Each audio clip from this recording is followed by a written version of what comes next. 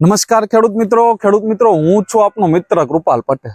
ખેડૂત મિત્રો આજે આપણે વાત કરવી છે કે ડાંગરના પાકનું વાવેતર કયા સમયે કરવું જોઈએ જેથી કરીને ખર્ચ ઘટાડી શકાય અને ઉત્પાદન વધારી શકાય અને પાયામાં કયા ખાતરો આપવા જોઈએ।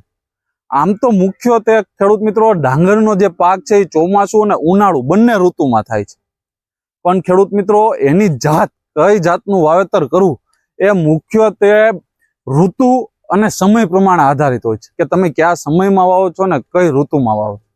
ખેડૂત મિત્રો તમે ચોમાસુ ઋતુમાં જો ડાંગરના પાકનું વાવેતર કરવું હોય તો 15 મે થી લઈ જૂન મહિનાના અંત સુધી તમે ડાંગરના પાકનું વાવેતર કરી શકો છો। ખરેખર તો ખેડૂત મિત્રો ટૂંકી એટલે વહેલી પાકતી જાત અને હાઇબ્રિડ બિયારણની જાતની તમે પસંદગી કરો છો તો ખેડૂત મિત્રો એનું વાવેતરનો શ્રેષ્ઠ સમય છે 15 મે થી લઈને 30 મે સુધીમાં જો વાવેતર કરી દેવામાં આવે તો ખેડૂત મિત્રો ઉત્પાદન પણ સારું મળે છે અને ખર્ચો પણ ઘટાડી શકાય છે।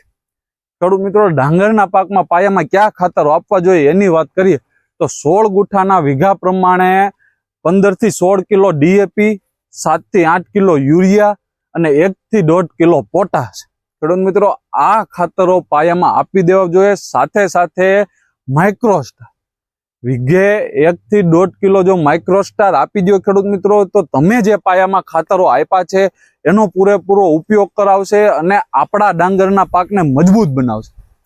ખેડૂત મિત્રો આવી સારી માહિતી અને વધુ માહિતી માટે અમારા હેલ્પલાઇન નંબર છે 9231 396 89।